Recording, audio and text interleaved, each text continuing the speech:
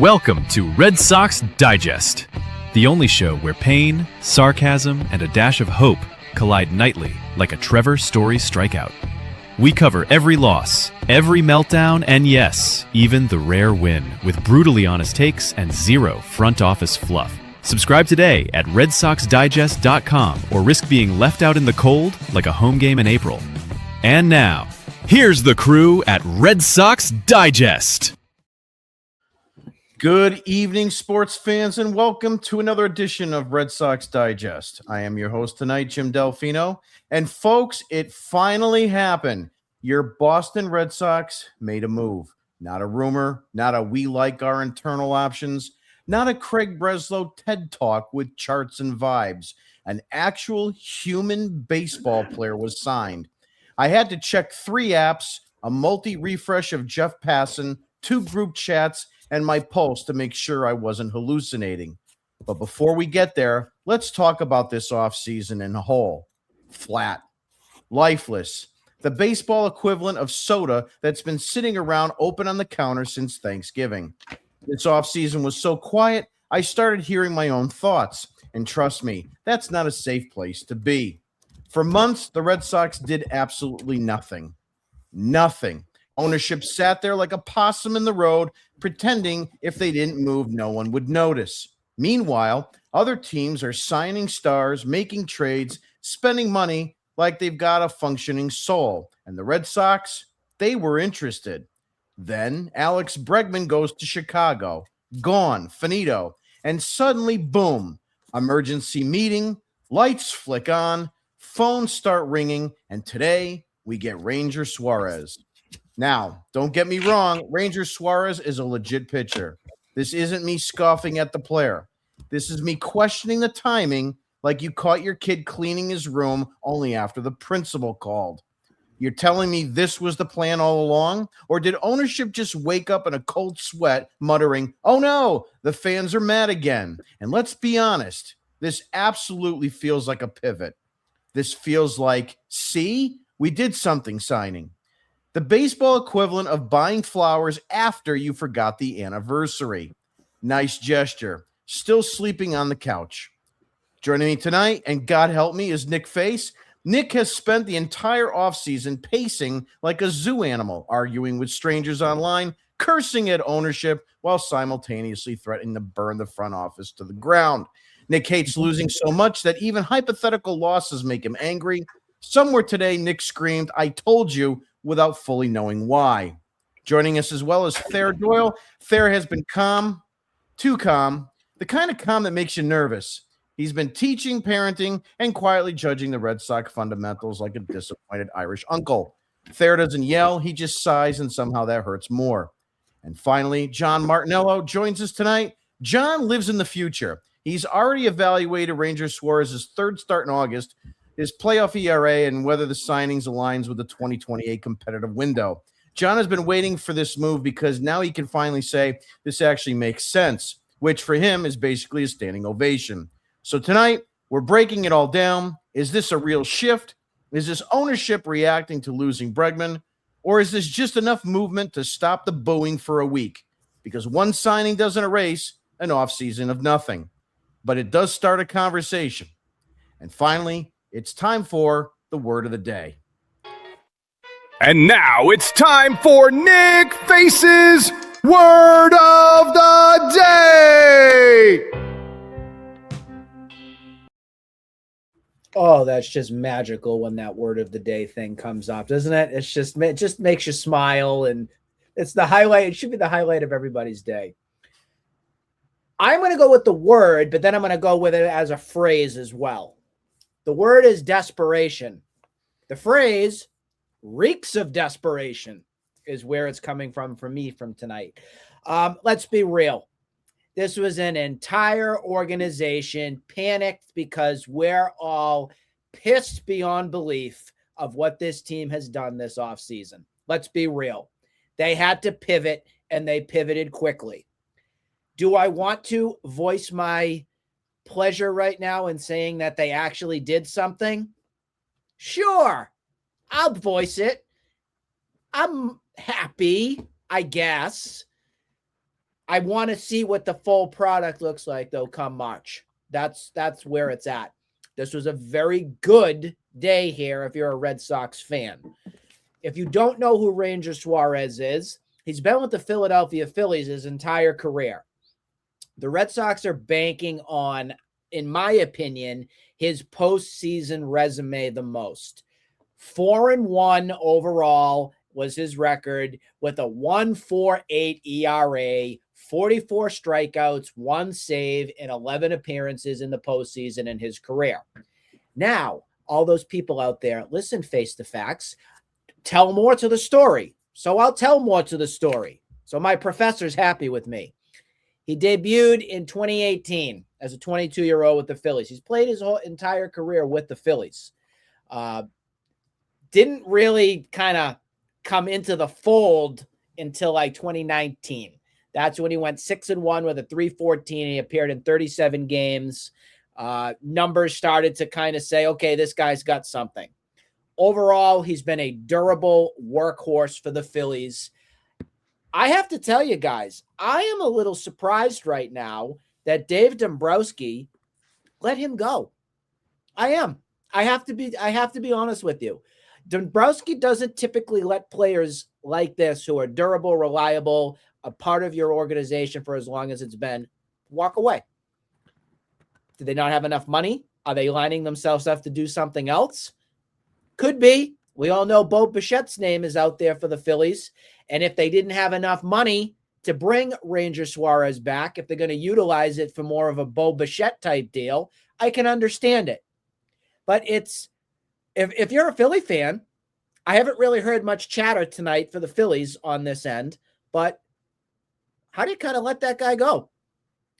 Is he a number 2 starter? I'm sure we're going to be talking about it right now with our crew tonight. I think that he's good. Is he a number 2? I don't know. Is Sonny Gray a number 2? I don't know. Actions speak louder than words. Prove it. The one thing that this does for the Red Sox organization, which I'm thrilled with, is this gives you a lot of depth. The depth right now, I think I tallied everything up, and this includes your Tolleys and our Conley Earlys and all that. I think we have about 11 quality arms that we could slot into this rotation right now for 5 slots typically. I think one of these names, or one of the 11, and I'm sure we'll be talking about that this evening, will slide into more of a long relief or a bullpen kind of role. But on paper, Garrett Crochet, Ranger Suarez, I'm going to say he's the de facto 2 right now. I feel better with that than I do with more of a question mark on a Sonny Gray at 3. You have number 4, if Brian Bayo was still going to be here. I am sure we're going to be talking about that one. And then Oviedo, who we just got from the Pirates, probably slots in at your 5. That leaves Cutter Crawford, who's still a question mark on what's happening with him after being hurt for pretty much the entire season last year. Your Tanner Houks, which is more towards the late end of 2026. Your Kyle Harrisons, your Conley Earlys, your Peyton Tolleys, your Sandovals, Patrick Sandovals. The list goes on and on. I'm happy with this, but I think we need to see more, gents. I do. We need more. Show me more. Show me the money. Yeah, great points. Nick Face's Word of the Day is sponsored by John Henry's Vintage 8-Ball Collection. The classic 1980s toy ownership shakes every offseason to decide the direction of the franchise instead of, having a plan. If you ask it, should we sign a superstar third baseman? The 8-Ball will say yes. Immediately trade one that you already have. If the 8-Ball says, do you need to re-sign our third base superstar? The 8-Ball will say, outlook unclear. Sign a pitcher instead. The 8-Ball might say, should we spend money on the roster? The 8-Ball will say, ask the again after losing a free agent. Pick up one today, shake responsibly. And now it's time for the Martinello Minute.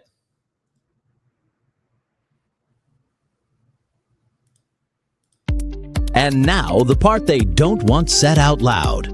No spreadsheets or corporate spin, just the truth, raw and impatient. This is the Martinello Minute. Alrighty, so I want to start off with, in 2023, Pedro Martinez had this to say on Ranger Suarez. In quotes, a cold-blooded killer. Fast forward to today, 5-year, $130 million deal, no opt-outs, no trade clause, gets inked. My immediate reaction to this, to the signing, and I tweeted it out. I am pleased, quite pleased. This is the number 2 pitcher that was promised to you in November from Craig Breslow. And now you have the depth to trade a rotation piece to net back an infielder to fill that void that still lingers at second base and third base. A couple episodes ago, I asked you guys if the Red Sox would go over the second CBT threshold. Our answer was no, but now here we are today. Red Sox lie at about $275 million, just above the second threshold and 6th in Major League Baseball. So you look at this rotation now, and you see a list of about 10 guys that Nick pointed out that I'd personally be comfortable with giving 20-plus starts, because injuries happen. And Nick kind of went through that list already, so I'm not going to list out all these guys again. But there aren't too many, even if there is any other Major League team that could put a list like this together at this point in time. And above that, now you have a 3-headed monster of Crochet, Suarez, and Gray headlining the Sox in a postseason matchup. You put that back, compare that to last year when Bayo gives you 8 outs in game 2 and Early, who had 21 innings of MLB experience under his belt. You have him throwing in a winner go home game in Yankee Stadium. The rotation is now among the best in the AL, if not the best in the AL. But the Red Sox still have work to do. As Nick pointed out. As I mentioned, I have lots of work to do. As I mentioned, the depth is there to trade with anyone else in the league to bolster the infield.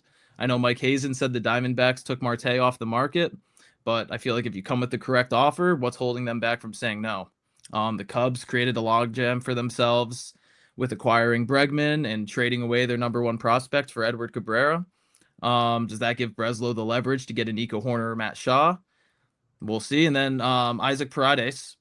He's been linked to Boston for probably since about the winter meetings now.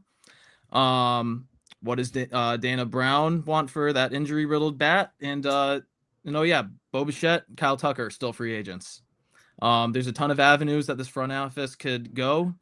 And from what I mentioned in our last show, 78 to 81 win team that could get all the way up to that 90-plus range that we're looking for if they pull the right switches here. So the job isn't done, but now we're one more swing away from competing for a division title.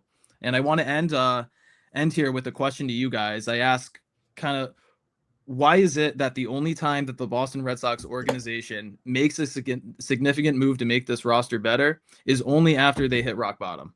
Last year, it was losing Max Fried to the Yankees and pivoting to Crochet. This year, it's pivoting to Suarez. Why can't they just be proactive and tend to their needs before having to default to that plan C or plan D? Yeah, and also Fenway Fraud Fest from, was it 22 or 23 when they got the Rafael Devers extension afterwards? I was at that game. That was unbelievable. John Henry was on the field because it was the Penguins that were playing there at Fenway Park. He got absolutely torched on earth. He couldn't breathe in Fenway. It was the greatest experience of my life being a part of that. The Martinello Minute is brought to you by John Henry's Flux Capacitor, because John Martinello is already living 3 seasons ahead while ownership is still buffering. When the front office is asking, what should we do now? Martinello is already evaluating the move, projected the payroll, and told you how it plays out in August 2 months ago. And now we're going to finish off with the third. And now it's time for the third strike with Thayer.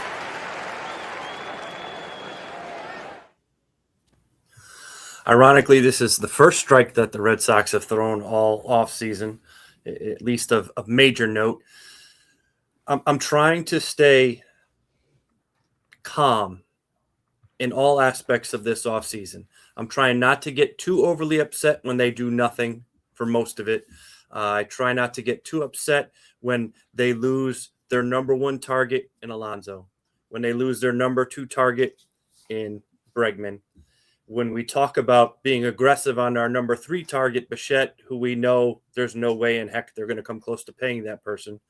And I'm also trying not to get too excited over Ranger Suarez, because coming into this offseason, as I was sort of projecting what I was looking for, the Red Sox are a top of the tier payroll possibility team, but we're playing like the Tampa Bay Rays. And that bothers me. And I struggle with that. Looking at what the possibilities were coming into this year, like John said, we needed 2 right-handed bats and we needed the number 2 pitcher. Looking at the free agent market, the bats were where that was at. You were going to get more bang for your buck with the potential in the off season with Alonso and Bregman, paying them the money and making a trade for a pitcher like Joe Ryan, something like that, because we had a lot of collateral from the standpoint of position players and pitchers. We've seen that they failed in that respect. So the A sort of move was a failure. Now we're sort of in that B and C sort of moves. Ranger Suarez is, like John says, and Pedro said it, and I have someone who works with the Phillies who loves this guy. He has all the makeup. He is going to be the number 2 playoff guy. He has no fear. He takes the ball. He goes. He attacks. He throws strikes. He doesn't overpower, but he is a pitcher. The problem with it, and the reason that we got him at sort of, I guess you could say, the price that we did and what we got him for is we're going to struggle to have him on the field a lot. Sorry, Nick. He is not Adonis. He has a tendency to go Pablo Sandoval-ish, shall we say. And that's a concern, that his work ethic and sort of the weight room and taking care of himself isn't where it's at. On the field, fantastic, but to get him there takes a price. And I think that's sort of that question that you had is, why did Dombrowski let this sort of person go? I think that's why. I think they know a little bit about him.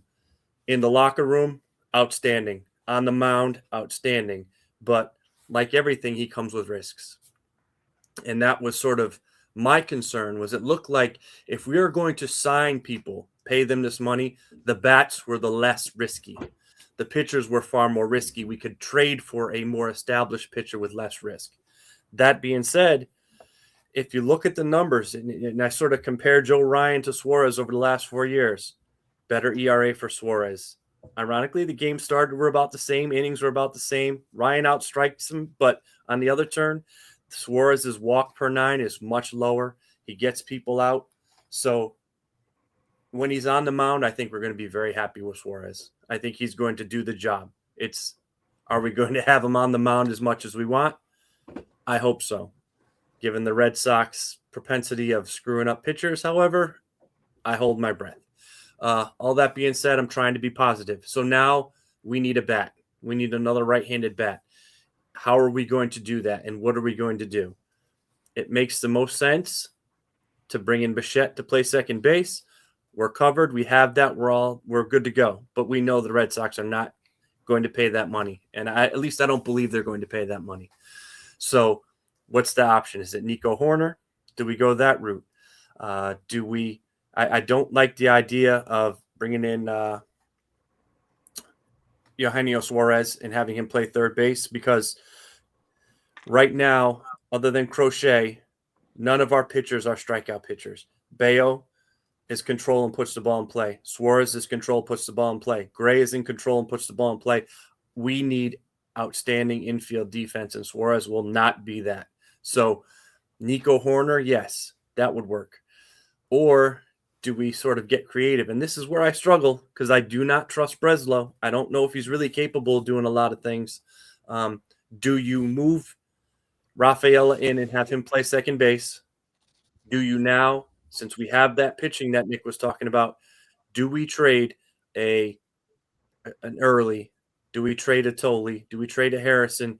And do we trade Duran somewhere for a right-handed power outfield bat? And where is that, and how do we find it? An interesting sort of thought. We've been talking with the Minnesota Twins about Joe Ryan, and they're saying no. They said they had interest in Duran. Are they willing to part with their center fielder? I know he has a no-trade contract, but he's locked up for a couple of years.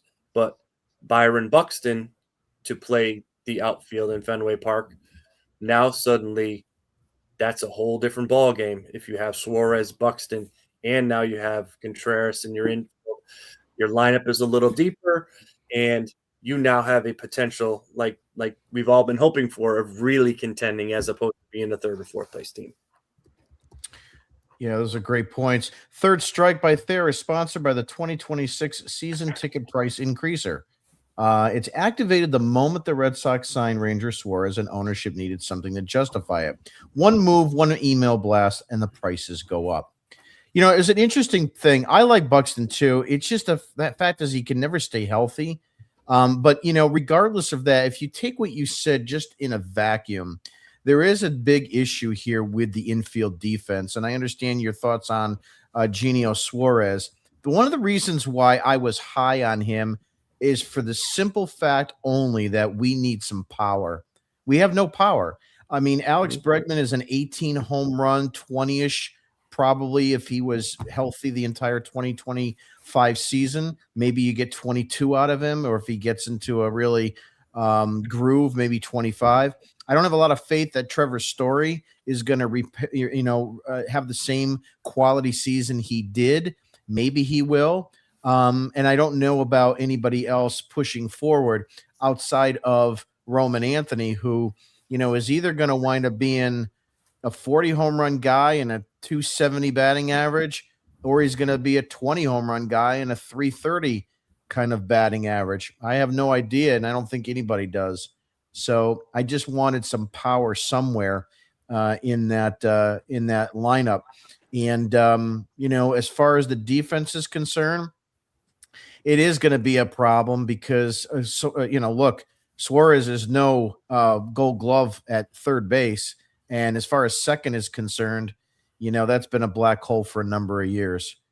Nick, I'll move it over to you. Your thoughts and reactions to Thayer's takes on the infield, and, where do you go from here moving forward? What do you see the path going to be for the rest of this offseason? One of the things I did want to say, Thayer, your point on the durability on Ranger Suarez was spot on. What my point was that I was trying to come across as compared to what you got. Oh, no doubt. Compared to what you had. That's where I was coming at with unknowns. I'm sorry. That Brian Bayo start against the Yankees in the playoffs, I'm done. I'm done. I don't want him here. I don't. He is fallen down for me on a level of pressure, in a pressure situation, to count on him. I can't. I think he'll flourish with the Pirates. I think he'll flourish with another organization that doesn't have the pressure on it. So that's why, looking at what we've had, I wanted to make, I like the durability more so in trust, that when he's the emotional on the durability, mound, I think, is what you're talking about. Exactly. I think he fits the fire of what it takes to pitch here in Boston. Succeeded. That's what I'm excited on. We've talked about this. New York, Boston, Philadelphia. Those Absolutely. are different animals. And if you can succeed in those places, you're going to be okay here.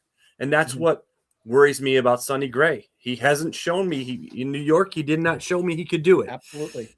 Ranger Suarez, on the other hand, will take the ball and will go get it. So I am not worried about when he's on the mound. I am not in any way, shape, or form worried about him coming out and sort of having that 9-out appearance in the playoffs. None whatsoever. He's battle tested. And I think that's something that this team doesn't have enough of.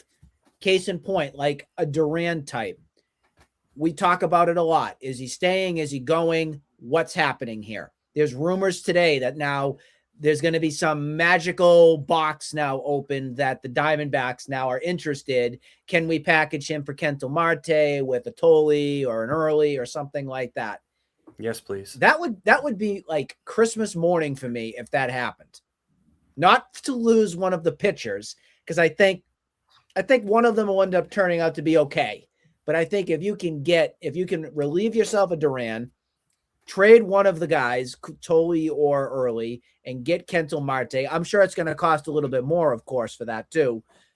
Do it, and do it now. And then we'll all be feeling a whole lot better about how this offseason has played itself out. One thing I want to mention, and I don't know if you guys found this very interesting today, but the Toronto Blue Jays put out a post about some of the signings that they have already made, like minor signings and stuff like that. And they're all commenting, Kyle Tucker, Kyle Tucker, Kyle Tucker. I kept scrolling down. I kept looking and looking and looking. And I think you guys know where I'm going here for this. Why don't the Blue Jays want Bo Bichette back, fans? Why don't they want him back? And it made me think quite a bit. And then with this whole signing today with Ranger Suarez, I don't see Bo Bichette back with the Blue Jays. Yeah, I really think we'll see Bo Bichette with the Phillies. I really strongly do. If you're and I also one more thing, and then we can open up. The other thing that I thought about is if they do end up going the Bo Bichette route, the Phillies, I am intrigued by Alec Boehm from the Phillies quite a bit too. And I thought about it again with Phillies. The word, I should have used the word of the days or word of today, battle tested. I should have said that because, again, Philly is a tough place to play. If these guys can play in Philly, 9 times out of 10, you can play here in Boston. So I would be open-minded on that situation. The problem is it's Dave Dombrowski. Would Dave Dombrowski legitimately make a deal with Dippity-Doo-Head Breslow? The answer to that, I'm sure, is no. It's a pipe dream. But it made me think. He absolutely would because he could rob him blind. Yeah, well, Dombrowski can, absolutely. That's what I'm saying. Yeah. If you're a Blue Jays fan and you're and you're watching right now, put in the comments so we can talk about it a little bit. As to Nick brought up a great point. It's like, it just baffled me. Too. It is baffling why the Blue Jays haven't brought him back and made him a priority. So there's something interesting going on there. It's all Kyle Tucker. It was maddening. I'm looking at it. I'm like, Bo Bichette, like that's one of your homegrown guys. Why is he not in the conversation right there? Crickets.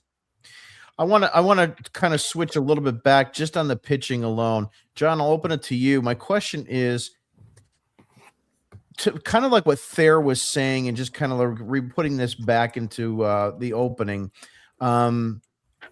You spent $130 million on a free agent pitcher. The Red Sox over the course of the last few years have done 1-year deals quite often with your Corey Klubers, with your Walker Buehlers, 2 years with Giolito. He got hurt. This is a big commitment, both in terms of money and in terms of years for a guy that's 30 years old. And remember, we're told that the Red Sox are afraid of any pitcher over 30 years of age. He is battle tested. He is coming from a team that has obnoxious fans like we have here in New England. But why spend the money on a pitcher of this ilk, if you will, and not try to find another one via trade and go that route? Yeah, I mean it's a really interesting point because Suarez has the QO attached to him, so Red Sox lose out on a 2nd-round pick, a 5th-round pick, and they lose $1 million in the international signing bonus pool. But I mean, to the point of that, he's battle tested, and kind of just the guy knows how to, he has his own routine. He knows how to pitch in October. He's got all the qualities that you're looking for. And another point that I think is really interesting, is he kind of doesn't fit the mold of Craig Breslow's ideal pitcher. You look at his Savant page, the extension, 29th percentile, fastball velo, 7th percentile. He's 6'1". Most, the guys that Breslow loves are all 6'4" to 6'6" and beyond. So I think that this might be the first instance that we've seen with Breslow where he's really gotten uncomfortable with a player.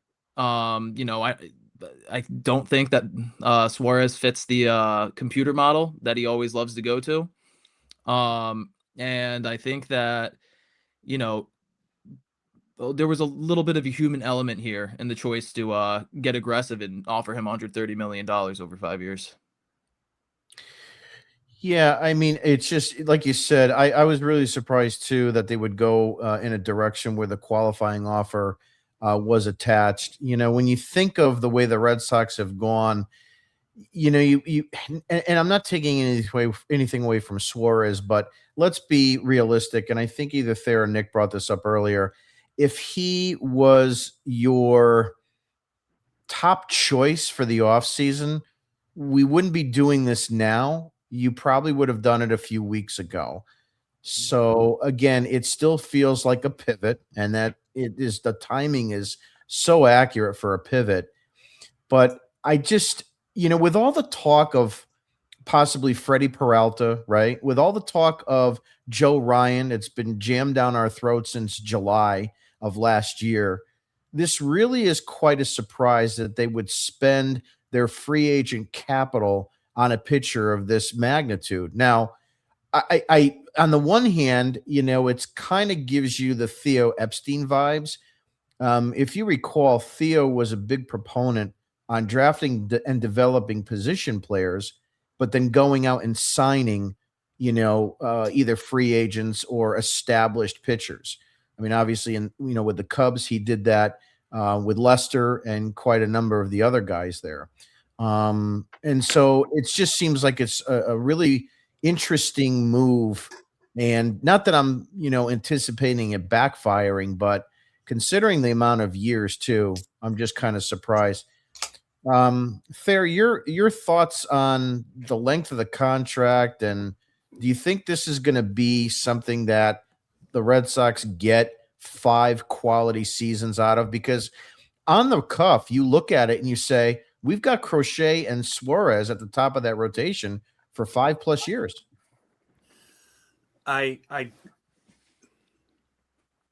No, and I hate to be so blunt, but I feel that far more intelligent baseball people passed on this guy, and he's very talented for a lot of people to sort of not be involved in it. And there's a reason. I think part of that reason is what we may see is the inability to maintain the physical fitness necessary to be productive throughout the next 5 years. He's a young man, and he has done well in his sort of prime physical stage of sort of surviving. What happens as he ages and the minor sort of aches and pains that sort of come with it start to fill in, and he is not in the greatest shape. That's going to come back to haunt us. I want to Sid Fernandez is coming to mind. Sid Fernandez, this ability to pitch, but yet he let himself go, and maybe that could be sort of the thing. Just interject quickly. What about CC Sabathia? Always a big guy, and it didn't seem to be a problem for him either. But he was a big man with a big. Amazing now, if you guys have seen him. Kudos to him. But he was a big man with a big frame, and Ranger Suarez, like they've been saying, he's not your prototypical. Like CeCe's what, 6'4", 6'5", 6'7", 6. Like he was not huge. To make a joke, but like he's right. He's huge. So like I want to say like Sid Fernandez is coming to my keep the middle school stuff out of it. I deal with enough during the day. I did this finger, not the other one. But it's that Sid Fernandez thing, and really what worries me is like this might be the only year we get him, because come the lockout next year, there's no way he's keeping himself in physical shape over the lockout to get himself back to ready where he's going to be necessary. So I love the move. It is a desperation move. It's been done. I don't trust Breslow. I don't trust this front office. This sort of everything we've always dealt with. Hey, I can see how this could be something that leads to it. And I just sort of spent the 3 strikes going through it. Do I honestly think that Breslow is capable of making those other moves to make this team that? No.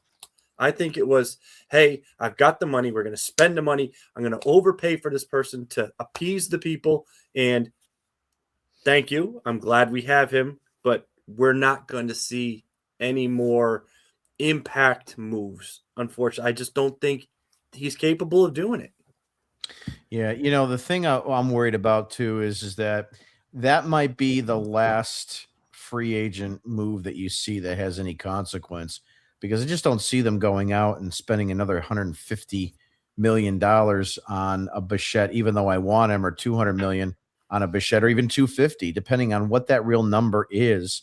I want to, Nick, I want to ask you, look, we all know that it's been said a million times and it comes back to bite us and other teams in the butt all the time.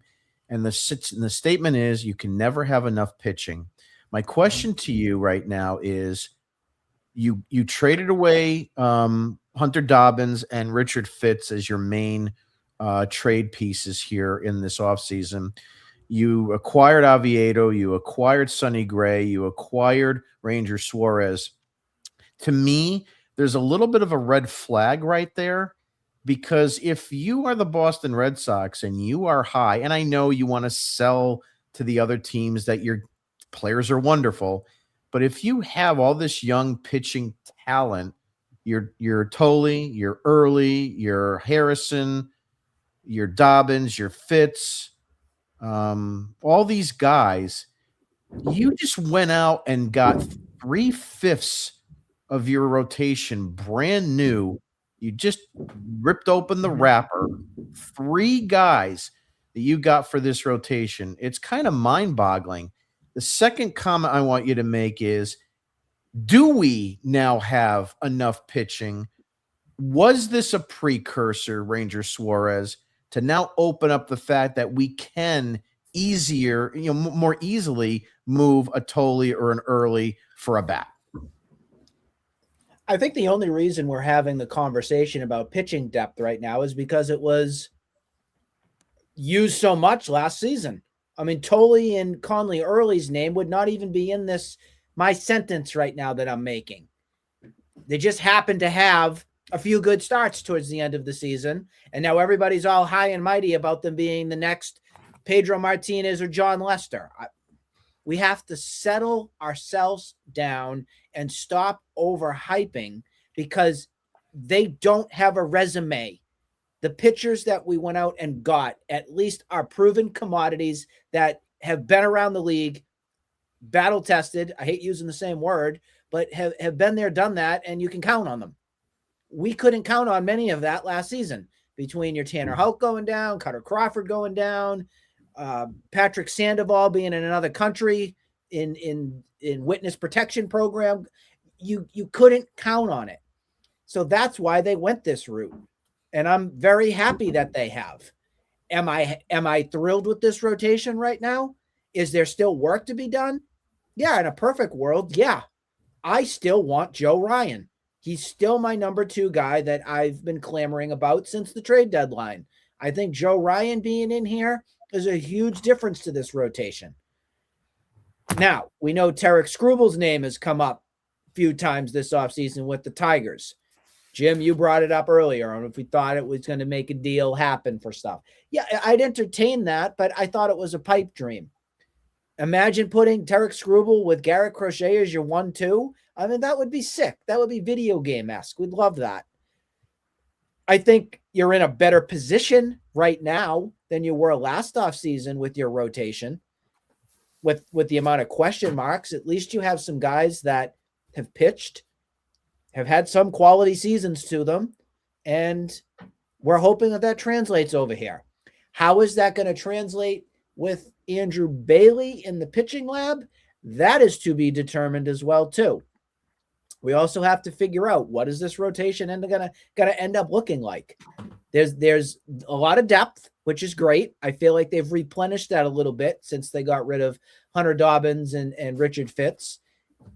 It's now just to be determined. Let's see what spring training brings. Let's see what the beginning season opening day rotation and everything is going to look like.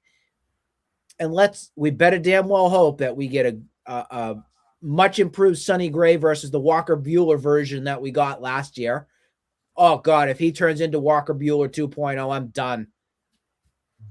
And let's hope that Ranger Suarez coming into the American League will translate over fine. Same with Oviedo. You don't know what they're going to do. They're coming to the American League now. So questions, but I don't know if there's as many questions as we had entering last offseason.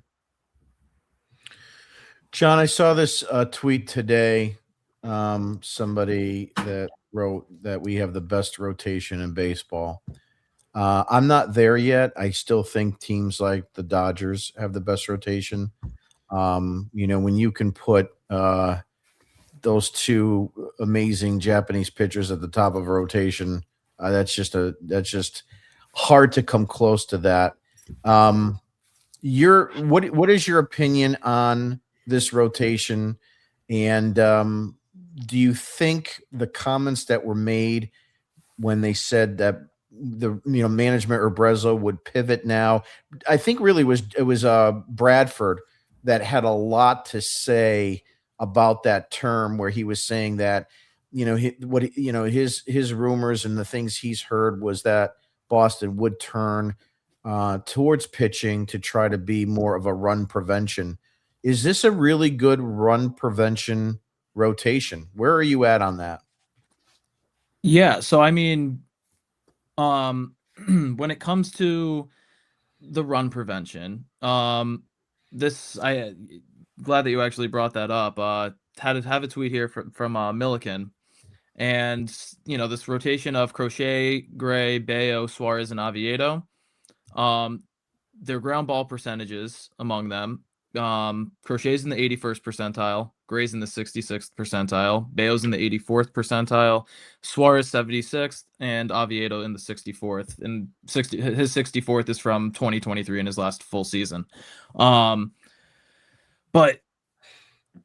run prevention only starts or can only happen when you have the defense to back it up. And the Red Sox outfield defense is one of the best in the big leagues, so there's no questions there. But, as of right now, you have an aging Trevor Story, and then you have a 35-year-old and Wilson Contreras that, put up great numbers at first base in his first season in the majors. But, is he going to do that again? And then, you have Meyer, who I'd assume is going to end up taking one of those third base or second base spots in the lineup. We saw it last year. He's great defensively. Obviously, he's playing a secondary position as a natural shortstop, but, he filled the gap well for when he was there. But, when he was there is a big part of that, because how long can he play in this upcoming season? So I think that as far as run prevention goes, it's really going to come down to who this bat is that they need to acquire before the season starts. And, if you go with your Isaac Paredes, I think that, the numbers show that he's a little bit below average defensively. And then outside of him, Eugenio Suarez is atrocious defensively. He's really just a DH, maybe a first baseman. And then, you have your Nico Horners, your Matt Shaws, if you want to go down that route. And then your Ketel Marte, which we always keep on coming back to here. But, those three guys are good defensively.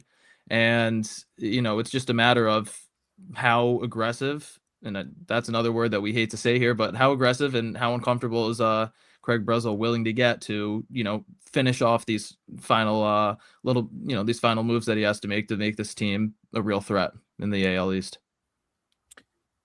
Since you and I have been kids, we always kind of did some math with how the season would go with the wins.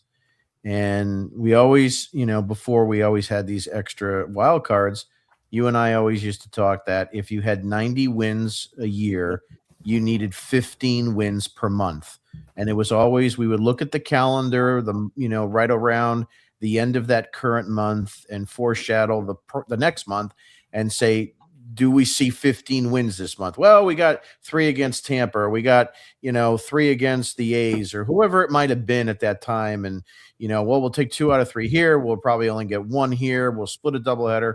And we always tried to figure that out. The other way that we used to always do it too was to say, if you average about 30 wins out of your bullpen, you need 60 in your rotation. And the way I'm looking at it right now, I figure if you're number 2, if it's Suarez, Gray, Bayo, and Oviedo, if you average 12 with each one of them, and that may be pushing it, but again, we're talking about averages here. That's 48 And if you give 15 to Crochet, it's 63. You hit your number. What are your thoughts on that? I agree. I think, Crochet is that he's going to be 15 to 20. I see Suarez being in the 12 to 15.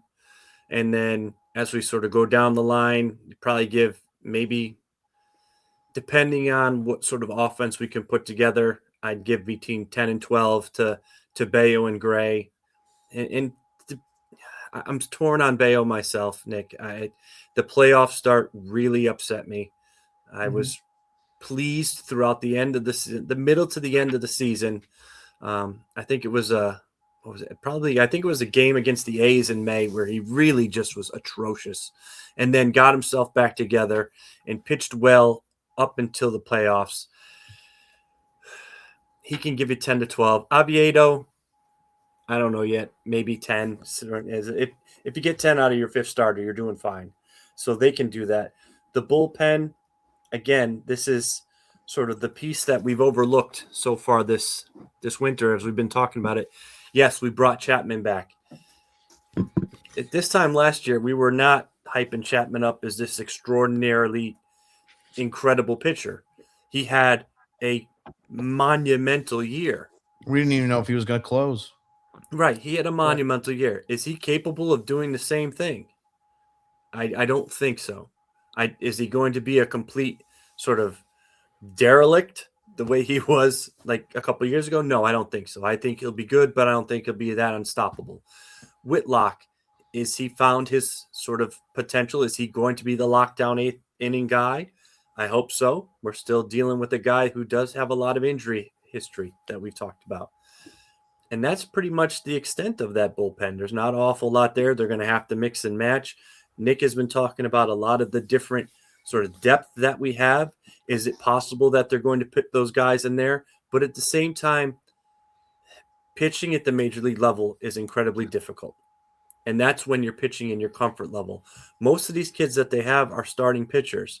To take a young starting pitcher out of your routine and put him in the bullpen changes everything. And that makes it a little bit more difficult. So to rely on those kids to do that is going to be tough. Now, to their credit, the pitchers that they have are inning eaters, potentially. So if you're getting 6 innings a start out of your starters, that will make your bullpen that much better. In the previous years, Openers. we've been dealing with 4 or 5 inning guys at the most. And that's sort of what happened to our bullpen down the stretch the last couple of years. And that might have happened this year because, ironically, we talked about this. The Red Sox lost a playoff series because we put the ball in the hand of the guy we trusted, Whitlock, and he didn't get the job done.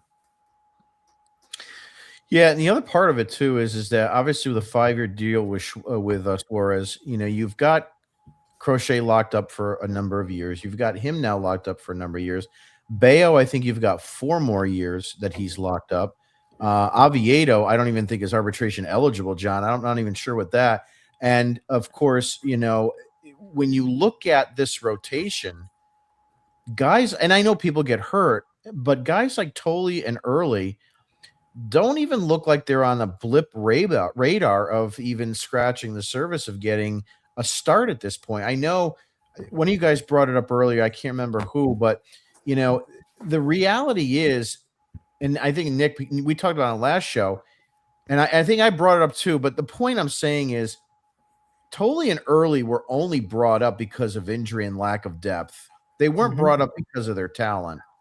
So, Red Sox Twitter and fans that are going bonkers about the 2 of these guys, you got to pump the brakes a little bit because there is probably a very low percentage chance that either one of those guys, even Harrison, starts. And the reason why I say that is because you just gave a 5-year deal to, Suarez.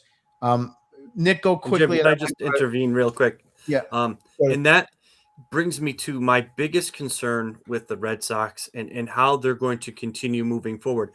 I have no trust in the front office's ability to A, develop talent, or B, judge it. We're sitting in a situation right now where, yes, we're going to, the the Tolleys and the Harrisons, these are guys that probably would not have seen the field last year, but they did. And they performed relatively well. Their stock is probably as high as it's ever going to be. And we talk about the assets and your ability to use your assets and do that wisely.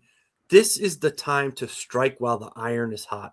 If Tolley, if Early, if Harrison, if anybody in professional baseball feels these guys are capable of doing something, this is where you strike. You get that pitcher. Because the Red Sox have a history of holding on to these guys that, oh, I love this guy. He's fantastic. And what do? They screw him up. And if they don't screw him up, he screws up himself. And now you took an asset where, oh, if we had traded X, Y, or Z, we've had these guys up and down our lineups for the last 15 years. If we had traded, like Duran is the prime example. We're looking at this guy. Can we trust him to hit left-handed hitters? Last winter, we could have traded him for anybody we wanted. But that's not how the Red Sox roll because they don't understand. I don't trust them to evaluate their talent properly.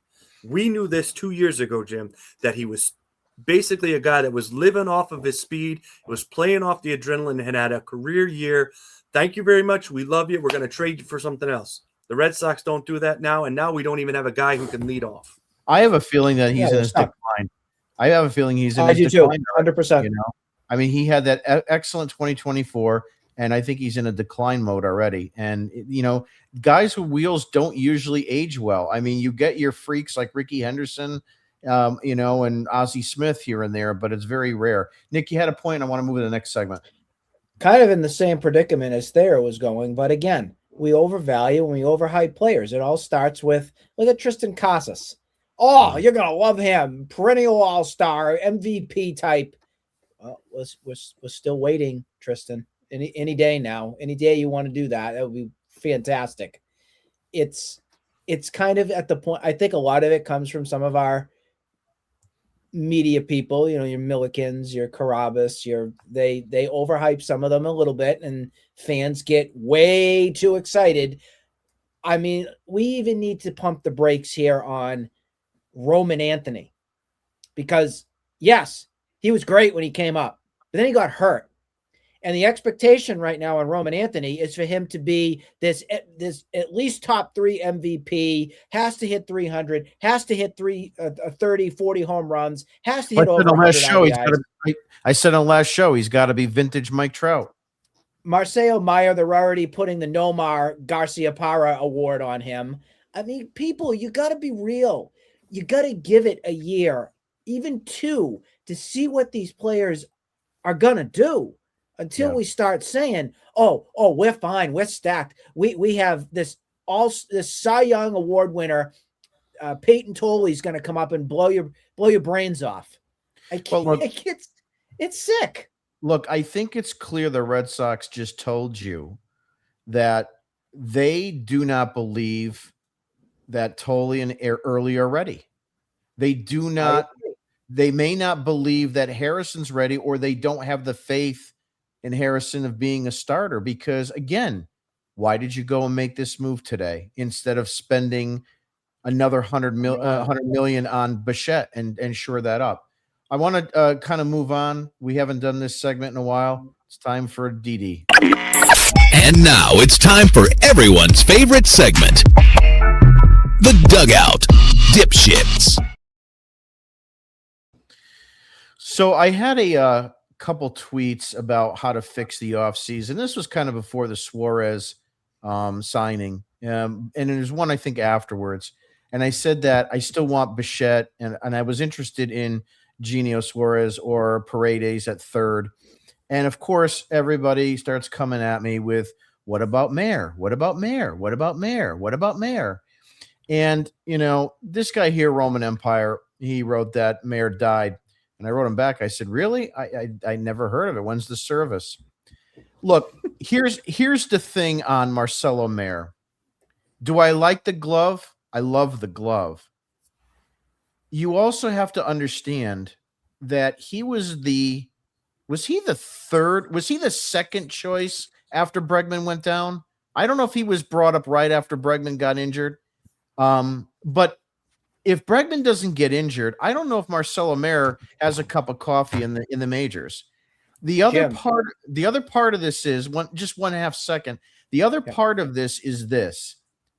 I don't want to gift wrap second or third base to Marcelo Mayer right now in January 14th when I've got another month of free agency ahead of me, because I don't have enough faith that I can put him in a position to play 150 or 155 games in a season in the major leagues. Now, you want to go ahead and put him back in the minors at third or second and let him cook down there for April, May, June. And if he rakes his ass off and he forces your hand like Roman Anthony did by having an OPS of 8 million, where they had no choice but to bring up Anthony, well, then that's fine. Bring up Mayer and figure it out then.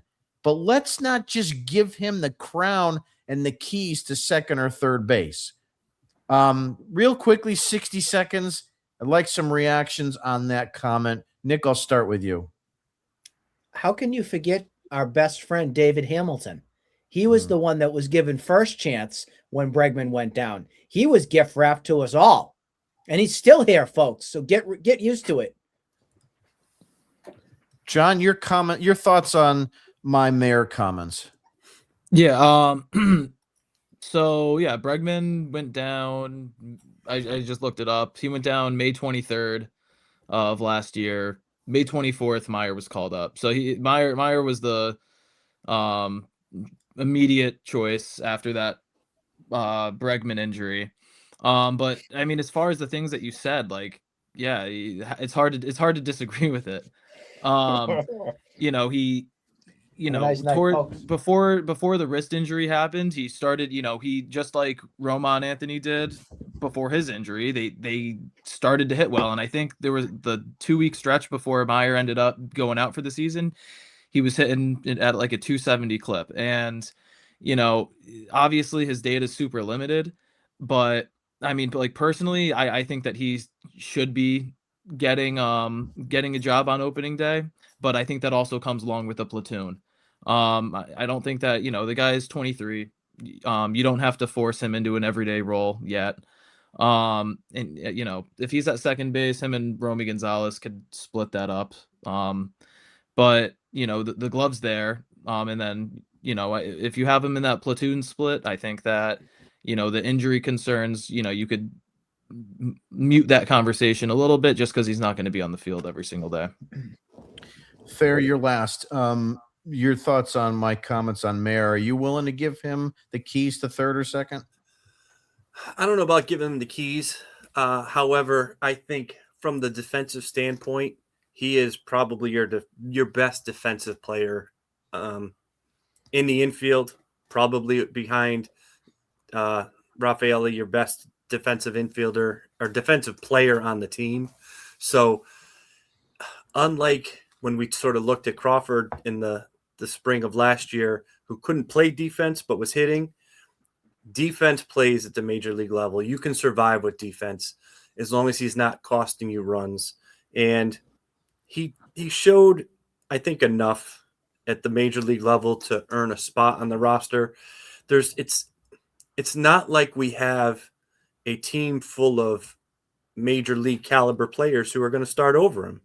Like unless they go out and they sign Bichette and Suarez, or they trade for Nico and they sign Suarez, there's nobody I would prefer to play second or third base over him. That's kind of how I look at it. Hamilton, no. Romy Gonzalez, we saw what that was last year. He was a very nice sort of extra infielder, but he is going to cause you issues and if he has to play every day. So I think he makes the major league team. Heck, I would trade him and get somebody else. Get Joe Ryan and send him to the Twins, but that's me. Real quickly, I've got this graphic, career seasons, career records for Dylan Cease and Ranger Suarez. I bring this up. I put this on Twitter because, of course, a lot of people are talking about the fact that the Blue Jays obviously signed Dylan Cease and, where you fit into the equation. You look at the career WAR, the career games are pretty similar. Starts, obviously, Cease has started a lot more. He's also got a lot more innings on that arm. Better winning percentage for Suarez, better ERA.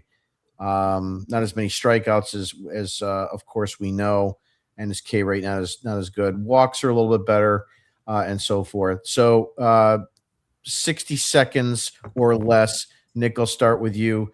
Did we get the better player of the two, the better pitcher?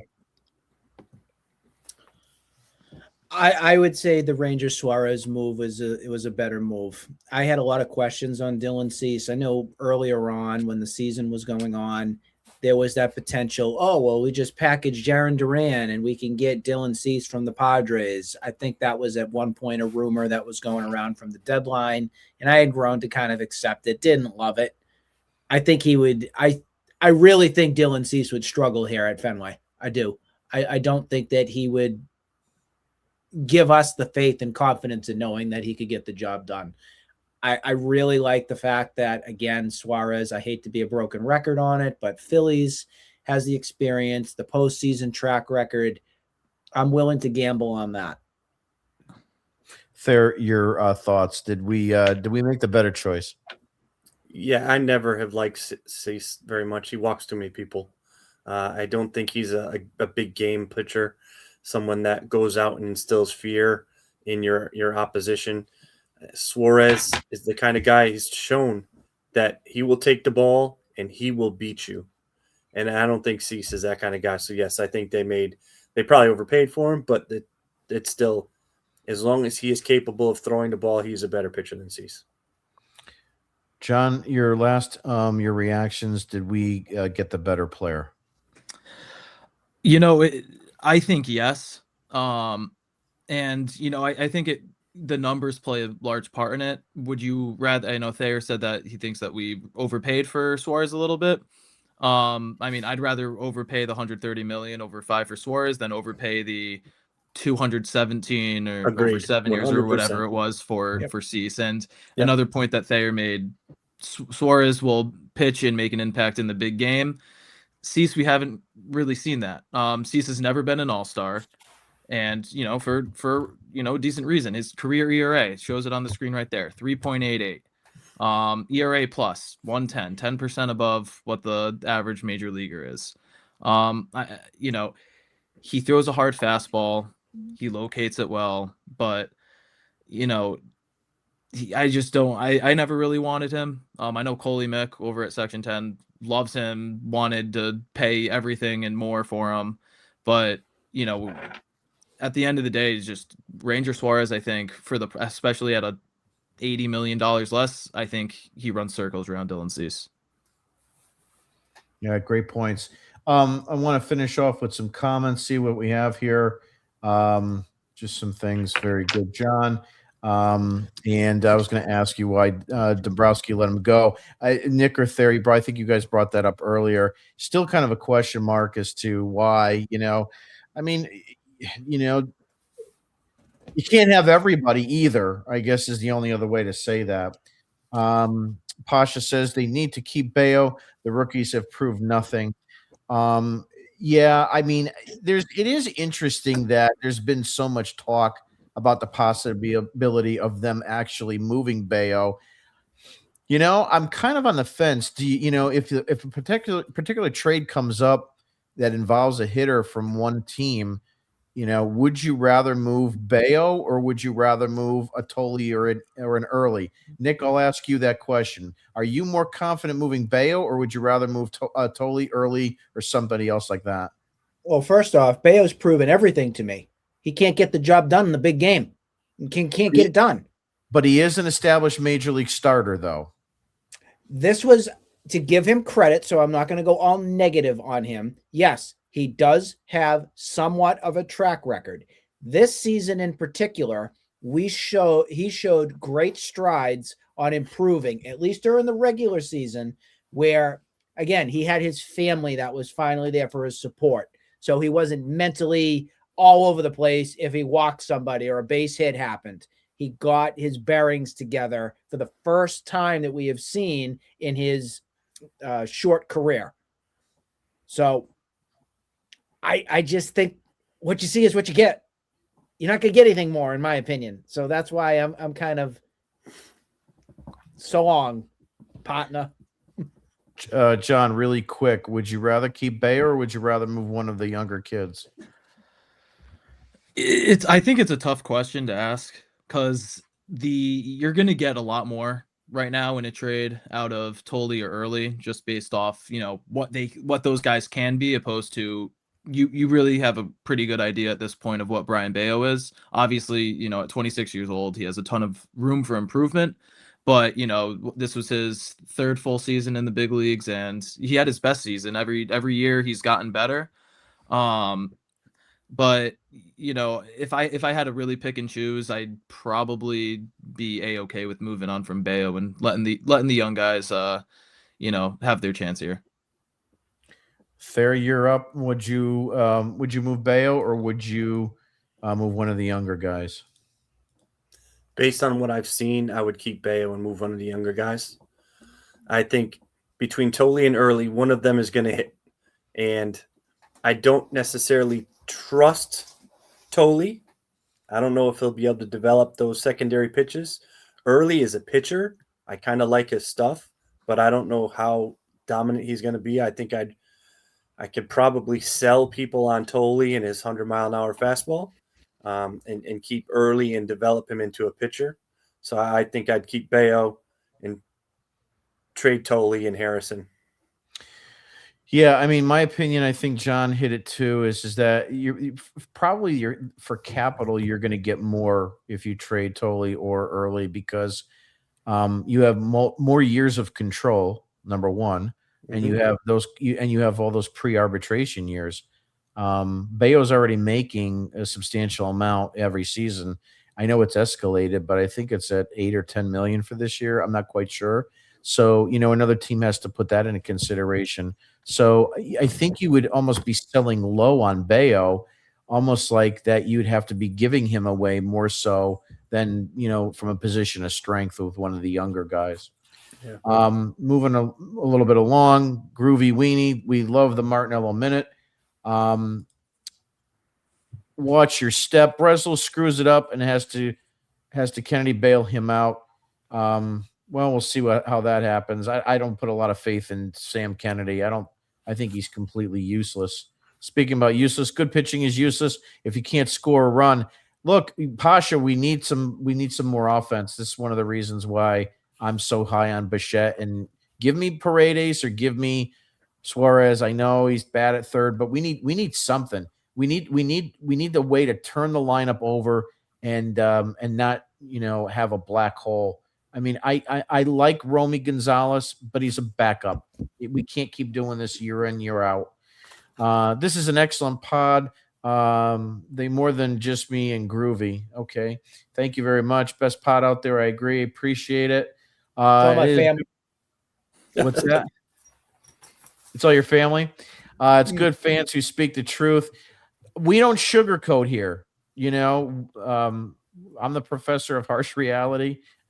And these guys here, we don't sugarcoat it. We're not here just to be smoke and mirrors and everything marshmallow. We're going to tell it like it is, and we're going to stand behind what we say.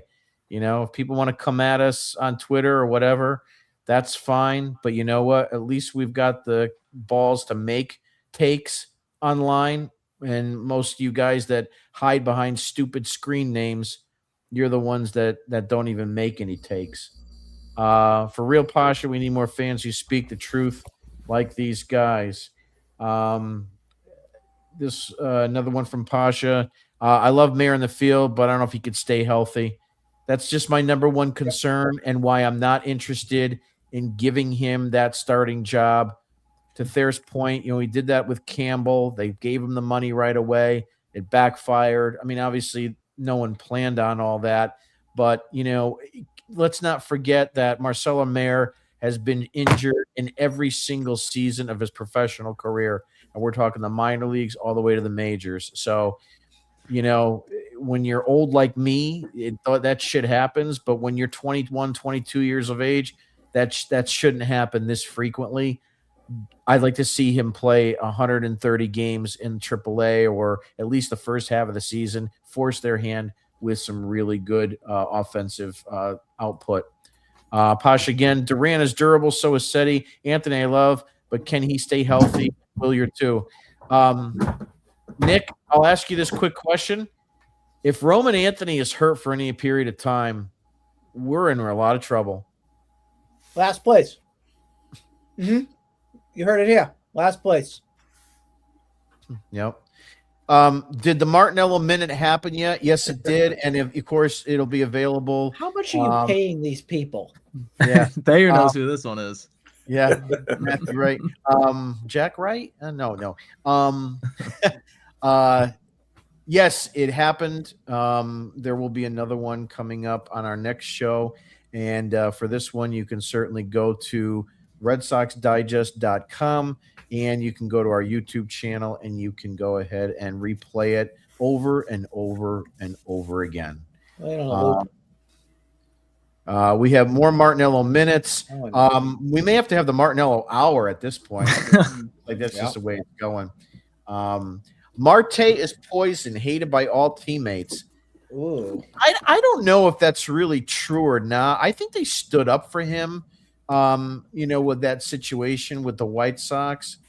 Nick, you brought that up. We talked about. I don't think this is him. What my concern was, and what I stressed when this whole rumor thing was going on, I think this has been going on for about a month and a half, where his name's come out that the Diamondbacks may part with him, has to do strictly with, can he play here in the tough pressure in Boston? That is the only thing that I had there. I think he's a perfectly fine teammate. I think they all stood up for him. It was a comment that was said about his mother who had passed, and from somebody also who has lost their mother. And, I carry on my day every day, with my mother always in my heart. I get it. I'm not going to come at him for that. He's a human being, and we should respect that. Yeah, I think that's lost in a lot of the translation too. But I still, gun to my head, I still would rather want him. Matthew Newton says, I think Bo comes with some baggage, and the Blue Jays don't want that headache anymore. This is probably going back as to why we think that maybe the Blue Jays haven't signed him. Plus, Tucker is left-handed, and I think fits the lineup better. Also, Jim, the Jays' number 2 prospect is a shortstop. Okay. Yeah, that's going to have some merit on it as well. And I think he's with definitely not coming back to the Blue Jays, in my opinion. I think he is done. I think they're ready to move on. Yeah. I think that the bottom line when it comes to Bichette and the Blue Jays, I think it's just that Kyle Tucker's their number 1 guy that they want to get, and if he goes and signs and takes that short-term high AAV deal with the Mets, then you're going to start seeing all the reports come back that they're going to be aggressive on Bichette again. And I think it's as simple as that. Yeah, at this point, I don't know what I want. Do I want Kyle Tucker in the American League East, or do I want the Mets to get him, or do I want him in here so that Bichette's available and has one less suitor? And that's going to be a tough one. Stan, our buddy Stan, says Tolley is going to be a bust. I don't know about a bust, but I don't see him really right now as being a starter. He's got 1 pitch. He needs to work on that. That's why I don't see him in the major leagues, unless late in the season. Again, you got a September call up where you only need him to come out of the bullpen and be a strikeout machine. He also says I see him in a bullpen arm and nothing more. Yeah, exactly. That's kind of like where I'm at with that. Posh against a Scuba will probably more than likely be a Dodger. I mean, the writing almost seems like it's on the wall at this point. I'm surprised they haven't traded for him already yet. John is great, and so the rest of the guys, Jim, Nick, and Thayer. John, it's your show, man. Duran has been durable. Duran has been a pain in my ass. He has been. I hate the on-field fighting with fans. Um, you know, I just he's not going to age well on this team or any team. And to Thayer's point, last offseason was when you should have moved him. I don't know if I don't want to say it's too late, but you definitely lost some points with trying to get a better trade with him. Breslow doesn't like Costas at all. I don't like Costas at all. Neither is Cora. Yeah, I mean, Neither do I.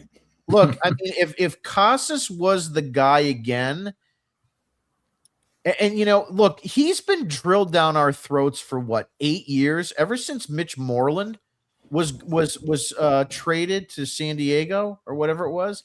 It's always been like, it's the second coming of I don't know. It was always that's what it's been. Casas is coming. Casas is coming, and I call him the beauty school dropout. That's what I do. it's awful. I mean, we can't do this for another season. And to your point, John, I mean, they obviously went out and got Contreras because I don't think they believe him anymore. What I would do with him right now, he has no value in a trade. Put him down in the AAA. He's got options. Absolutely. Let him cook down there for half a year and trade him at the trade deadline. Chocolado Zoto says, I have a question and a wild proposal. Would it be possible for Boston trade for Jose Ramirez? I couldn't see that happening now, later, or even in a dream. First of all, I don't think they would match up with Cleveland. And while I would love to have the guy, I don't think Cleveland's looking to move him. He's their best player. And Craig Breslow's our GM. Yeah. Tucker to Toronto by Friday night. It's probably getting pretty close. You got to figure a lot of these dominoes are starting to fall. Pasha said, can't they get rid of Hicks? That's another name too. All this bullshit with, Rafael Devers. We still got $21 million that we're owed to this pain in the ass. I would just DFA him, to be honest. You guys like Eugenio? In a perfect world, if you could get rid of Yoshida and make him the DH, I think to add him to that lineup, if you did have someone playing second and third, that would be a great spot for him. Sox fan also says I would trade Tolley. Yeah, either him or Early, I think. And then thank you, Nick, for some insight about Marte. So I think that's about it. I'll open it up to you guys for some final takes or any other news that you may want to come across in tonight's show. Nick, I'll start with you. Any final statements or things that you want to mention? Yeah, we did not go over the Cardinals trade of Nolan Arenado to the Diamondbacks that happened yesterday. That was a name that was a potential fallback option for the Red Sox. I was a little surprised that he went to the Diamondbacks. Was I interested in him? Maybe last offseason before Bregman came, but now, no. Kind of after seeing what he's done with the Cardinals, I think the best days are behind him, and I think he was truly a Colorado Rocky at heart. And what I mean by that is altitude. I think that helped him quite a bit with his numbers there. We have not mentioned Chaim Bloom's name here tonight. I think that Breslow and Bloom are still talking and dealing and figuring things out. I wouldn't put it past the Red Sox to not have a Brendan Donovan type here on their roster. I don't think I want that, but I would not be surprised if I woke up tomorrow morning and said, oh, Cardinals and Red Sox make yet another trade together, and there it is. Would I be okay with it? I guess I'd be okay with it. It's just the matter of it's not a sexy move. It's not a Kento Marte. It's not a Bo Bichette. It's not something that I think has more quality to it. Nick, my biggest issue is he's left-handed. I mean, we've got so many left-handed guys. The other point too. Exactly. It's not. It doesn't fit the roster. John, your final takes and discussion for tonight. Yeah, I was writing out my notes earlier. We have all the depth and whatnot now. We could move a pitcher, we could move a bat, one of the outfield guys. Looking at the Diamondbacks outfield now, you got Corbin Carroll, Alec Thomas, and Lourdes Gurriel Jr. Alec Thomas is a replacement level player. Gurriel at this point of his career is also a replacement level player. So, I said it in my minute. If Craig Breslow comes in with the correct offer, I really think that the Marte deal is somewhere out there.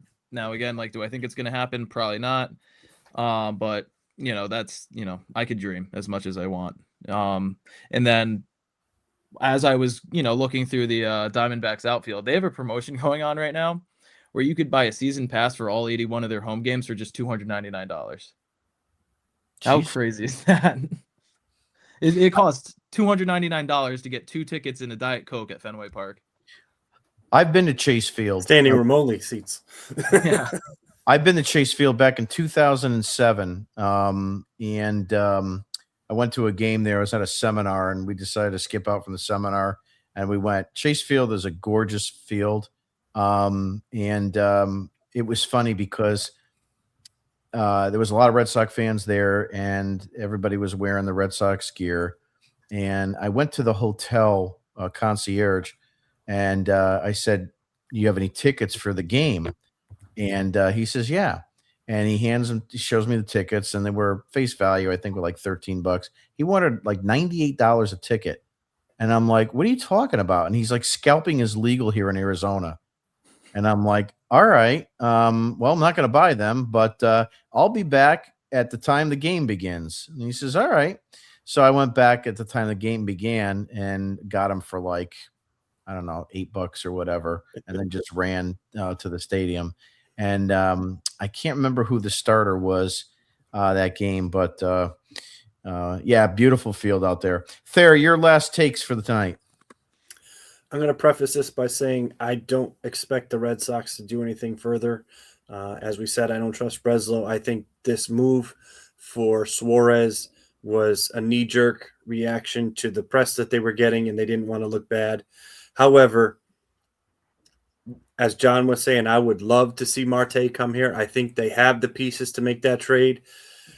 While I don't think that the Guardians would trade him, that idea of Jose Ramirez would be a lovely thing. Either one of those two guys to play second or third base gives you Mayer.